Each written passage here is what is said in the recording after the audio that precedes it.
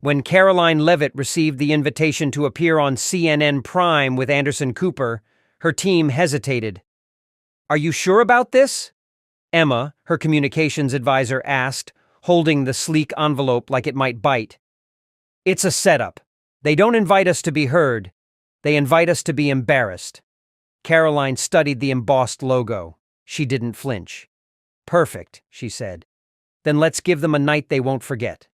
The episode was promoted heavily. Live Anderson Cooper interviews Trump's youngest firebrand. The subtext was clear.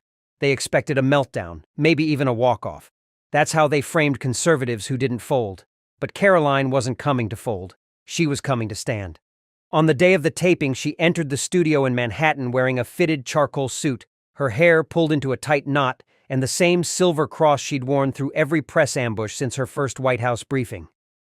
Backstage, the energy buzzed with tension. Anderson Cooper was in his usual cool demeanor, sipping from a paper cup, his notes fanned in front of him. "You ready for this?" a producer asked with a grin that didn't quite hide the anticipation of a spectacle. Karoline's eyes didn't leave the curtain leading to the stage. "I was born ready for this." As the lights came up and the music faded, Anderson's voice welcomed viewers. He smiled, firm but polite. "Tonight, a conversation some of you have asked for, and some of you have warned against." He turned to Karoline.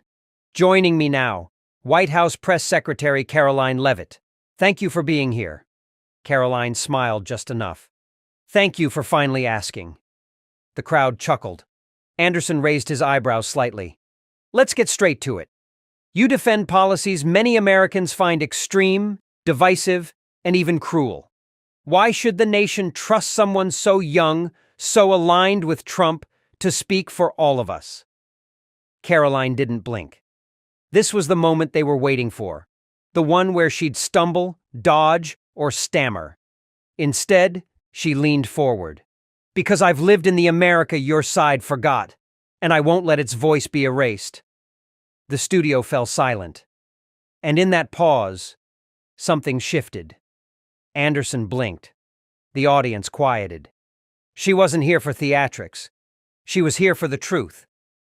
And it had just entered the room. Anderson Cooper didn't respond immediately. The silence that followed Karoline's answer wasn't awkward. It was electric. It wasn't the kind of pause that came from confusion, but from recognition. The kind that says, she didn't dodge, she just detonated. Anderson cleared his throat, resetting his tone.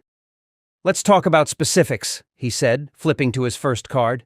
"The border crisis. You've defended some of the strictest immigration policies in decades. Children separated from parents. Military presence at crossing points. Are those really the values you believe define American greatness?" Karoline kept her gaze steady. "No," she said, "but protecting Americans does." She leaned forward slightly. "We can talk about policy all day, Anderson. But I've sat with mothers who lost their children to fentanyl that came over an open border. I've spoken to officers stabbed by people who shouldn't have been here. So when your network uses words like cruel, let me ask you, what's more cruel? Stopping illegal entry? Or ignoring the people dying because we won't?" the audience murmured. Some shifted in their seats. A producer gestured frantically off stage, trying to regain control of the narrative. Anderson, to his credit, stayed composed, but his eyes narrowed. "So you're saying the pain on one side of the border is more important than the pain on the other?" Karoline didn't hesitate. "I'm saying we've been so busy trying to sound compassionate, we forgot to be honest. And I refuse to let Hollywood or cable news decide which grief counts." That hit hard. Somewhere in the control room, someone cursed under their breath. Because this wasn't the Karoline they expected. She wasn't fuming. She wasn't flustered. She was dissecting their assumptions with surgical calm. Twitter lit up. "She's dangerous," one liberal commentator tweeted. "Because she's not yelling, she's landing punches in complete silence." Back on set, Anderson tried to redirect. "Let's move to healthcare. Another topic where critics say the Trump administration has hurt more than helped." Karoline gave the faintest smile. "Critics who live on studio lots, maybe." The audience reacted. some with laughter, others with gasps. But if you ask the family who can now afford insulin because of deregulation, or the small business that didn't close because of tax relief, they'll tell you the story your side won't air. Anderson stared at her. You've rehearsed these answers. Karoline shrugged. Number, I've just lived them. And with that, it was clear she hadn't come to defend herself. She'd come to define the moment. 10 minutes into the live interview, Karoline had already unraveled expectations. The CNN producers had hoped for tension, maybe a combative exchange to fuel headlines. What they got instead was something more unsettling: control. Karoline wasn't defensive. She wasn't rattled. She was calculated, steady, and devastatingly clear. Anderson Cooper tried to reclaim rhythm. Let's address the criticism of your tone, he said. Some say you weaponize calm to mask extremism. That you use politeness like armor. Karoline smiled, the kind that didn't ask for permission. I've been told to tone it down my entire life. I don't raise my voice, so they call me manipulative. I stay composed, so they call me cold. But maybe what bothers them isn't my tone. It's that I say what they don't want to hear. The audience sat still, like a class caught off guard by a student outsmarting the professor. Anderson leaned forward. You've also been accused of echoing Trump's rhetoric without critique. Are you ever allowed to disagree with him? Karoline's response was immediate. I don't echo anyone. I amplify what millions already believe, but are too afraid to say. And unlike some in this town, I don't change my principles depending on who's listening. A pause. If I agree with Trump, it's because he speaks for the people I grew up with, not because I need his approval. That line hit like a hammer. Producers exchanged glances. This wasn't the young conservative intern they'd expected years ago. This was someone who'd studied the media's rhythms and knew exactly how to fracture them. Social media exploded. Conservatives rallied behind her. Liberals grew anxious. Moderates leaned in. The hashtags #Karoline on CNN and #Cooper versus Levitt trended within minutes. In a Brooklyn cafe, a woman turned to her friend and said, I don't like her politics, but she's terrifyingly effective. Anderson pivoted again. What about representation? You're 27. Do you really believe your voice reflects the diversity of America? Karoline didn't flinch. I represent a forgotten majority. Not because of my age, but because I don't ask permission to speak. Her words echoed through the studio. If you need Hollywood, social media, or late-night shows to validate you, you're not representing the people. You're performing for approval. Even Anderson looked momentarily stunned. Because she wasn't here to survive the segment. She was here to remind them that she didn't need their stage to be heard. The lights were hot, the air was still, and for a moment, just a second, even the crew forgot to blink. Anderson Cooper leaned back in his chair, clearly regrouping. His next question had to matter. He shuffled his notes, then looked up. Let's cut through all this. Karoline, do you really believe your voice is what America needs right now? With all the division, fear, and rage, you're saying you have the answers? Karoline didn't answer right away. She let the silence stretch, owning it. No, she said finally. I'm saying I have the courage to ask the questions most won't. She glanced at the camera. Why is it acceptable for celebrities to mock people of faith, but unacceptable for us to respond with clarity? Why is it brave when Hollywood speaks, but aggressive when we do? Why are working-class voices always labeled as angry, when all we're asking for is to be heard? The room was silent. Karoline wasn't just speaking now. She was cutting into something raw, deeper than policy, sharper than debate. I'm not America's solution, but I am its reflection. And if that makes some people uncomfortable, maybe it's because the mirror is clearer than they thought. In the control room, one of the younger CNN staffers whispered, She's not playing their game. Anderson tried again. But can you lead without dividing? Isn't your rhetoric doing exactly what you criticize? Karoline's reply came like a stone skipping across still water. The only people divided by truth are the ones who've built careers on lies. Gasps, a few nervous coughs. Even a camera operator looked stunned. This isn't about me, Anderson. This is about a media class that's decided who's allowed to speak and who's not. I just didn't ask for their permission. The audience, once lively, sat frozen. Not hostile, just hushed. And outside the studio, America was no longer just watching. They were listening. Backstage, producers scrambled. The live feed was flawless, but the tone was off. This wasn't the clash they had planned. It wasn't a controlled takedown. Karoline wasn't cracking. Anderson wasn't dominating. And the audience?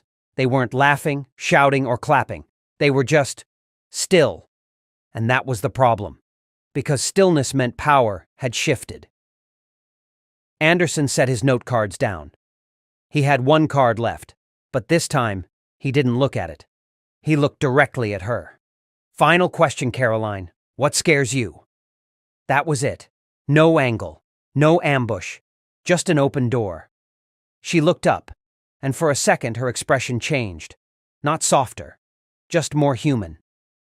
You want the truth? Anderson nodded. Karoline exhaled, then leaned in. What scares me is that we're raising a generation that thinks shouting is leadership, that outrage is courage, and that faith, quiet, principled faith, is dangerous. The room didn't move.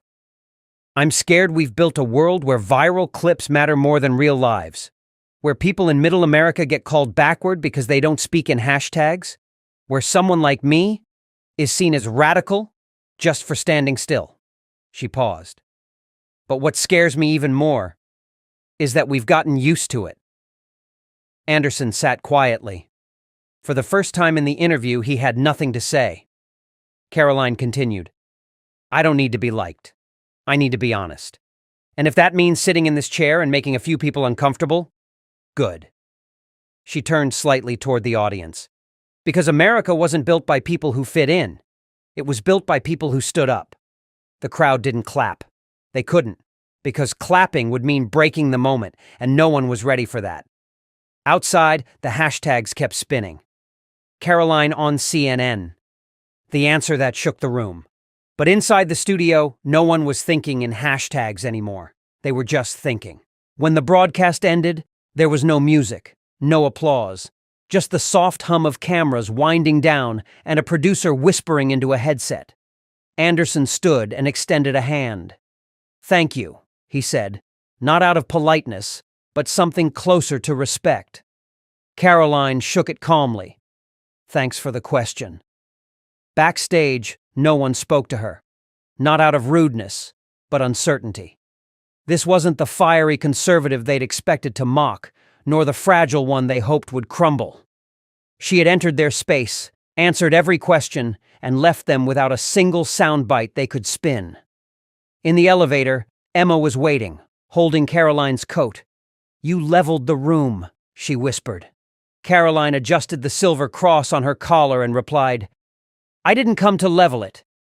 I came to center it. Across the country, clips of the final exchange were spreading like wildfire. But something was different this time. The usual partisan commentary was muted. People weren't reposting out of rage. They were reposting because they felt caught off guard.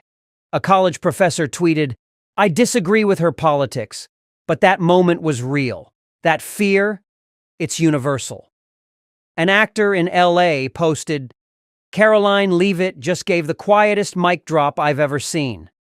And somewhere in Iowa, a mother texted her daughter, watch that girl on CNN. She didn't yell, she just told the truth.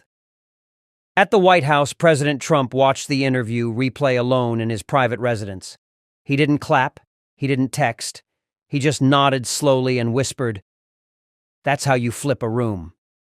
Karoline returned to her hotel suite and stood by the window, watching the city glow beneath her. The interview was over, but the echo of her words still traveled, not loud, but firm. I'm not America's solution, I'm its reflection. She didn't want to be viral. She wanted to be understood. And for once, the silence that followed meant she was. By sunrise, something unusual was happening. Karoline's CNN interview hadn't just aired, it had landed. But not in the way anyone predicted. There were no viral meltdowns, No angry sound bites to be weaponized. Just one quiet answer echoing through the country. What scares me is that we've gotten used to it. That 47-second clip circulated like wildfire. On TikTok, a high school student posted a reaction video. I don't even follow politics, but this hit me hard.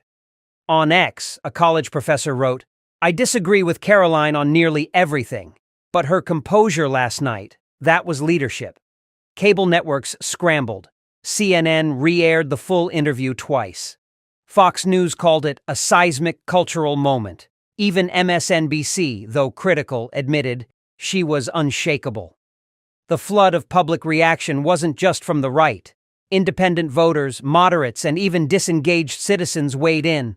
For once, the conversation wasn't about Trump. It wasn't about outrage. It was about someone who had faced the fire and didn't burn. In Kansas, a small-town radio host said on air, that young woman didn't yell, didn't cry, she just told the truth and the room froze. That's what America's been starving for. Karoline, meanwhile, stayed out of the spotlight. She didn't post about the moment, didn't retweet praise. She met with her staff as usual, reviewing upcoming press briefings, keeping her voice low and her focus clear. But something in the White House had changed. People noticed her differently now. Not as the youngest press secretary in history, not just Trump's defender, but as someone who had walked into CNN and made the room listen. That evening, she stood alone in the press briefing room, watching footage of the interview one last time. She paused it at the moment Anderson asked, "What scares you?" She didn't flinch. She didn't blink. She just answered. And in that answer, she hadn't just stunned a studio. She had silenced a country. Not with anger, but with truth. 3 days after the CNN interview, Karoline Leavitt still hadn't spoken publicly. No press releases, no interviews, no online posts. She let the silence speak for her, and it did. In a world addicted to instant reactions, her restraint created something rare. Wait. People weren't just talking about her. They were listening for her. On Capitol Hill, a congressman who'd dismissed her months earlier leaned over to an aide and said, "She didn't flinch." That matters. In Los Angeles, a late-night host who'd planned a segment mocking her quietly pulled it. "She's not the caricature we thought," he told his writers. "She's sharper." Anderson Cooper, during his next show, referenced the interview only once, calling it unusually honest television. He didn't follow up. He didn't attack. That silence said enough. Inside the West Wing, Karoline carried on like normal. She prepped statements, reviewed schedules, read policy updates, but those around her saw the shift. She walked straighter. She spoke slower. Not because she was performing, but because the world had finally seen her as she truly was, not just defending her views, but redefining how they were delivered. A young woman in Alabama posted, "For the first time, I saw someone who didn't try to fit in. She stood there like she belonged, and they couldn't handle it." A liberal columnist wrote, "It's easy to argue with ideas. It's hard to argue with conviction." The White House mailroom overflowed. Handwritten letters, emails printed in stacks. Dozens simply said, "Thank you for staying calm." Karoline read as many as she could, marking a few with sticky notes to reply personally. One, written in delicate script by a grandmother in Idaho, read, "You reminded me of my daughter. Steady and sharp. Don't let them wear you down." Karoline folded that one and placed it inside her journal. The interview was over, but the story wasn't. By the end of the week, Karoline Leavitt received an invitation she didn't expect. Not from a political ally, not from a conservative outlet, but from a liberal arts university in Massachusetts. The subject line read, "We want to hear you." Her staff raised their eyebrows. "Is it a trap?" Emma asked, scanning the email. "They've protested speakers for saying less than you did on CNN." Karoline read the message quietly, then looked up. "That's exactly why I'm going." She arrived on campus 2 days later, stepping out of the car into a sea of skeptical eyes. Students lined the pathways, some holding signs. A few read, "Not my voice," and "Truth does not equal intolerance." But no one was screaming. No one was throwing things. They were waiting. Inside the auditorium, the seats were packed. Faculty sat in the front row, arms folded. Students whispered. Reporters took notes. It felt like a trial. And Karoline stood at the podium as if it were her home. "I'm not here to change your mind," she began. "I'm here because you asked what I believe, and I think that deserves an answer." No teleprompter, no security guards behind her, just presence. She spoke about the CNN moment, how she hadn't planned it, how she didn't write a script, how fear doesn't always look like shouting. Sometimes it looks like silence, censorship, or shame. We've built a culture where agreement is applauded and disagreement is punished. That's not diversity, that's control. The audience was quiet, but alert. Then came the question that shifted the air. A student stood, young, anxious, but bold. How do we trust someone who worked for Trump, who defended policies that hurt people I love? Karoline didn't dodge. "You don't have to trust me," she said. "But you should ask whether your mistrust is based on headlines or on what I actually said." She continued, voice steady. "I'm not perfect, but I don't believe in shouting people down. I believe in showing up, even where I'm not welcome, because that's how real conversations start." A slow, tentative clap came from the back. Then another. By the time Karoline left the stage, half the auditorium was on its feet. Not all in agreement, but in recognition. She hadn't changed their beliefs. She'd earned their attention. 1 week later, Karoline Leavitt stood on the south lawn of the White House during a quiet press gathering. It was a mild afternoon. No fanfare, no podium, just reporters gathered in a loose circle around her. The questions were soft at first, routine, but one journalist, clearly newer, raised his hand with a sincerity others had forgotten. "Miss Leavitt, looking back at the CNN interview, what do you think people will remember most?" Karoline didn't hesitate. "Not what I said," she replied, "but how I said it." The crowd stilled, pens freezing mid-note. Because it wasn't about dominance. It wasn't about shutting anyone down. It was about proving you can stand your ground without losing your voice. She adjusted her cross necklace as she spoke. "We're living in a time where outrage wins airtime. I didn't win that night because I shouted louder. I won because I didn't play the game." The quote made it into every newspaper by morning. Back inside the West Wing, Karoline sat at her desk and read a letter from a high school civics teacher in Ohio. "My students watched the full interview, not for politics, for tone, for poise, and now they're writing essays on how to argue without raising their voice. You didn't win for your side, you won for all of us." She folded the letter and placed it in a growing file she kept hidden in her desk drawer. Handwritten reminders of the impact no approval ratings could measure. Meanwhile, Anderson Cooper gave an interview of his own days later. When asked about the moment with Karoline, he offered a rare pause. "We expected another talking point machine. What we got was different. She didn't try to dominate, she just answered. And I think that caught everyone off guard, including me." Back in Hollywood, the buzz had shifted. Writers and producers referenced her in meetings, not with ridicule, but caution. The new scripts being written? They weren't just looking for volume. They were looking for what Karoline had delivered. Clarity under pressure. At a quiet dinner with her parents in New Hampshire the following Sunday, her father looked across the table. "They say you change things," he said. "You proud?" Karoline smiled softly, picking up her tea. "I'm not done." And she wasn't. Because what started with one question on CNN had grown into a movement that didn't scream, didn't storm. It simply stood. And that, in the noise of America, was the loudest thing of all. In a world where shouting wins airtime and silence is mistaken for weakness, one woman did the unthinkable. She spoke clearly. She stood still. And the whole country listened. Karoline Leavitt didn't win with volume. She didn't win with venom. She won with conviction. They expected a meltdown. She gave them a mirror. They hoped for outrage. She delivered truth. And in doing so, Karoline reminded America of something we've nearly forgotten. That courage isn't measured in how loud you are. It's measured in how calm you stay when everyone expects you to fall apart. Her answer to a single question didn't just shake a studio. It shook the way we think about voice, power, and presence. Because in an age of noise, clarity is rebellion. So the next time someone asks you to explain yourself, do what Karoline did. Stand still, speak true, and make history.